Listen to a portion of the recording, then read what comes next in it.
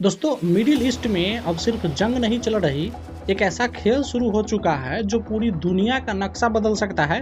America अपनी सेना बढ़ा रहा है, ईरान खुलकर चुनौती दे रहा है और टारगेट है एक छोटा सा द्वीप यानी खर्क द्वीप। लेकिन ये कोई साधारण जमीन नहीं है, ये वो जगह है जहाँ से एक देश का नहीं बल्कि पूरी दुनिया का अर्थव्यवस्था सांस लेती है। कुछ रिपोर्ट कहती है हजारों अमेरिकी सैनिक तैयार है, ईरान कहता है आओ लेकिन वापस नहीं जाओगे। ऊपर से रूस की चेतावनी, अगर हमला हुआ तो डिजास्टर तय है। मिसाइलें दागी जा चुकी है, हजारों ड्रोन आसमान में है और अब जंग सिर्फ हवा में नहीं जमीन पे उतरने वाली है। सवाल सिर्फ इतना है, क्या ये सिर्फ दबाव बनाने की चाल है या फिर पूरी दुनिया एक और बड़े युद्ध की तरफ बढ़ रही है।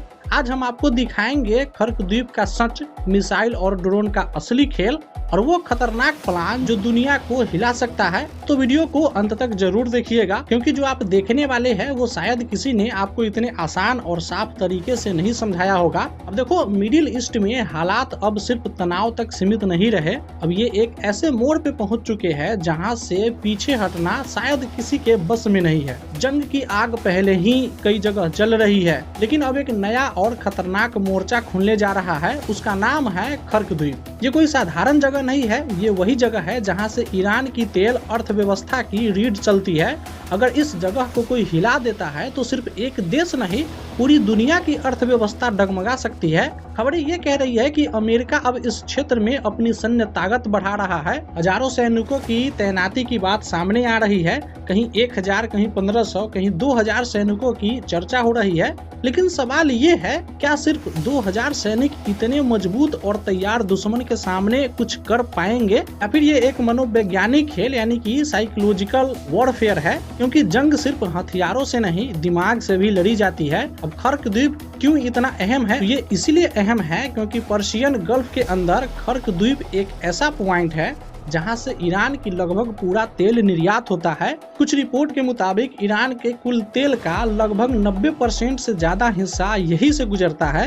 यानी अगर कोई इस द्वीप पे कब्जा कर लेता है तो वो सीधे सीधे ईरान की सांसों पे कब्जा कर लेता है। अमेरिका के पूर्व राष्ट्रपति जॉर्ज डब्ल्यू बुश के हवाले से एक बड़ा दावा सामने आया है। दावा ये है कि डोनाल्ड ट्रंप की योजना खर्क द्वीप पे कब्जा करने की है और इसके जरिए ईरान के तेल पे कंट्रोल करना। अगर ये सच है तो ये सिर्फ एक सैन्य ऑपरेशन नहीं, ये एक इकोनॉमिकल वॉर है। दूसरी तरफ ईरान भी कोई साधारण देश नहीं है। ईरान ने साफ संदेश दे दिया है, हम 40 साल से इस दिन का इंतजार कर रहे थे। खर्क द्वीप पे बारूदी सुरंगें बिछा दी गई है, एयर डिफेंस सिस्टम लगा दिए गए हैं, सैनिकों की भारी तैनाती हो चुकी है। अगर कोई यहाँ उतरने की कोशिश करता है तो उसे हर कदम पे मौत का सामना करना पड़ेगा। अब इस खेल में एक और बड़ा खिलाड़ी सामने आया है, वो है रूस। रूस ने साफ कहा है अगर खर्क द्वीप पे हमला हुआ तो ये बहुत बड़ा डिजास्टर होगा। और रूस की विदेश मंत्रालय की प्रवक्ता मारिया खजरोवा ने भी चेतावनी दी है, खाड़ी क्षेत्र में अमेरिकी सैन्य मौजूदगी खुद खतरा बढ़ा रहा है। मतलब साफ है, ये जंग सिर्फ दो देशों के बीच नहीं रह गई है, ये एक वैश्विक टकराव बन सकती है। जंग में सबसे खतरनाक वही होता है जिसके पास खोने के लिए कुछ नहीं होता। ईरान इसी स्थिति में दिख रहा है, वो लड़ रहा है अपने अस्तित्व के लिए, अपनी अर्थव्यवस्था के लिए, अपने सामान के लिए। और जब कोई देश इस मानसिकता में लड़ता है तो वो हद पार कर सकता है। ईरान ने एक और बड़ा संदेश दे दिया है, अगर उस पे हमला हुआ तो सिर्फ खर्क तक सीमित नहीं रहेगा, होर्मुज़ जल डमरू मध्य और बाल अंद मंदप जैसे अहम समुद्री रास्तों को भी बंद कर सकता है। ये वही रास्ते हैं जिससे दुनिया का तेल गुजरता है। अगर ये बंद हो गए तो सिर्फ जंग नहीं पूरी दुनिया में आर्थिक तबाही आ सकती है। अब यहाँ सबसे बड़ा सवाल उठता है, अमेरिका इतनी बड़ी ताकत होने के बावजूद सीधे हमला क्यों नहीं कर रहा है? क्योंकि ईरान की एयर डिफेंस लेयर बहुत मजबूत है। जमीन पे लड़ाई बेहद खतरनाक होती है, नुकसान बहुत ज्यादा हो सकता है। यानी अमेरिका अभी टाइम बाय कर रहा है। ये जंग सिर्फ मिसाइलों तक सीमित नहीं रही, अब ये पहुंच चुकी है जमीन पर कब्जे की स्थिति तक। और यही पॉइंट है जहां से जंग सबसे खतरनाक बन सकता है। दोस्तों, हालत बेहद गंभीर है। अमेरिका तैयारी में है, ईरान पूरी तरह से अलर्ट है, रूस चेतावनी दे रहा है और दुनिया एक ऐसे मोड़ पे खड़ी है जहां एक गलत कदम पूरी दुनिया को आग में झोंक सकता है।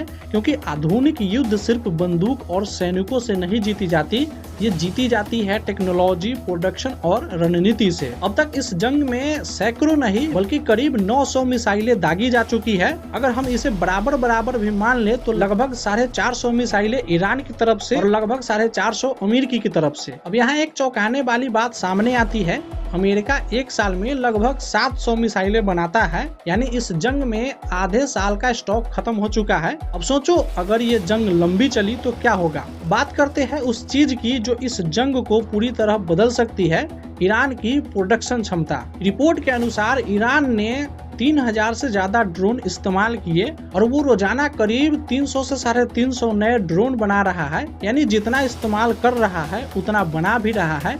ये एक बहुत बड़ा गेम चेंजर है। आज की इस जंग में ड्रोन सबसे खतरनाक हथियार बन चुका है, वो इसलिए क्योंकि वो सस्ते होते हैं, बड़ी संख्या में बनाए जा सकते हैं, रडार से बच सकते हैं और सटीक हमला कर सकते हैं। ईरान ने इसी रणनीति को अपनाया, कम खर्च ज्यादा नुकसान। अब आते हैं सबसे खतरनाक हथियार पर, क्लस्टर बम। इसको आप ऐसे समझो, एक मिसाइल आसमान में जाती है, फिर हवा में ही फट जाती है और दर्जनों छोटे छोटे बमों में बट जाती है। अब समस्या क्या है, इन छोटे बमों को रोकना लगभग नामुमकिन होता है क्योंकि ये अलग अलग दिशाओं में गिरते हैं, इनमें इंजन नहीं होता, कोई हिट सिग्नेचर नहीं होता, यानी एयर डिफेंस सिस्टम इन्हें पकड़ ही नहीं पाती। अब तक दुनिया मानती थी कि एयर डिफेंस सिस्टम जैसे आयरन डोम सब कुछ रोक सकता है, लेकिन इस जंग ने दिखा दिया अगर क्लस्टर बम और ड्रोन एक साथ आए तो सिस्टम ओवरलोड हो जाता है। यानी मिसाइल को तो रोका जा सकता है लेकिन टूटे हुए टुकड़ों को नहीं। सबसे डराने वाली बात क्या है, ईरान ने अभी अपनी पूरी ताकत दिखाई ही नहीं है।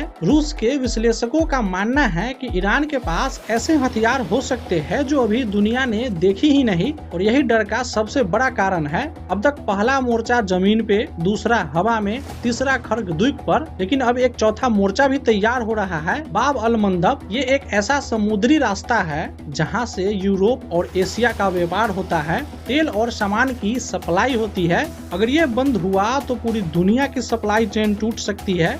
ईरान ने सिर्फ अमेरिका को ही नहीं बल्कि आसपास के देशों को भी चेतावनी दी है। ईरान की संसद के स्पीकर मोहम्मद बाकर कालिबाफ ने कहा है, अगर किसी भी देश ने अमेरिका की मदद की तो उस देश के इंफ्रास्ट्रक्चर को निशाना बनाया जाएगा। मतलब ये जंग फैल सकती है पूरे मिडिल ईस्ट में। अब तस्वीर साफ हो रही है, अमेरिका, ईरान, इजराइल, रूस ये सब एक ही मैदान में खड़े हैं, और अगर एक भी बड़ा कदम गलत हो गया तो ये टकराव रीजनल वॉर से ग्लोबल वॉर तक हो सकता है। इस पूरे युद्ध में एक चीज जो साफ दिख रही है, अमेरिका ताकत से लड़ रहा है, ईरान दिमाग और रणनीति से लड़ रहा है, और कई बार रणनीति ताकत से भारी पड़ जाती है। अब सबसे बड़ा सवाल, क्या अमेरिका सच में खर्ग द्वीप पे हमला करेगा? तो संभावनाएं है, सीधा हमला, बहुत बड़ा नुकसान, हाई रिस्क, दबाव बनाने की रणनीति, सिर्फ डराना, बातचीत के लिए मजबूर करना, प्रॉक्सी वार, दूसरे देशों के जरिए हमला अभी भी हो रहा है, वो टाइम बाय है। अमेरिका तैयारी कर रहा है, स्थिति समझ रहा है और सही समय का इंतजार कर रहा है। ईरान जाल बिछा चुका है और इंतजार कर रहा है। दोस्तों, ये सिर्फ एक जंग नहीं है, ये आने वाले समय का संकेत है जहाँ टेक्नोलॉजी युद्ध में बदल सकती है। छोटे हथियार बड़े सिस्टम को हरा रहे हैं और रणनीति सबसे बड़ा हथियार बन चुकी है। अगर खर्ग द्वीप पर एक भी गोली चली तो उसका असर सिर्फ मिडिल ईस्ट तक सीमित नहीं रहेगा बल्कि पूरी दुनिया इसकी चपेट में आ सकती है। बाकी ये वीडियो पसंद आई हो तो लाइक कर दीजिए, ज्यादा से ज्यादा शेयर कर दीजिए, और चैनल पर नए हैं तो चैनल को सब्सक्राइब कर लीजिए ऐसे ही अपडेट के लिए। मिलते हैं किसी दूसरे अपडेट के साथ, तब तक अपना ख्याल रखिए। टेक केयर, गुड बाय, जय हिंद, वंदे मातरम।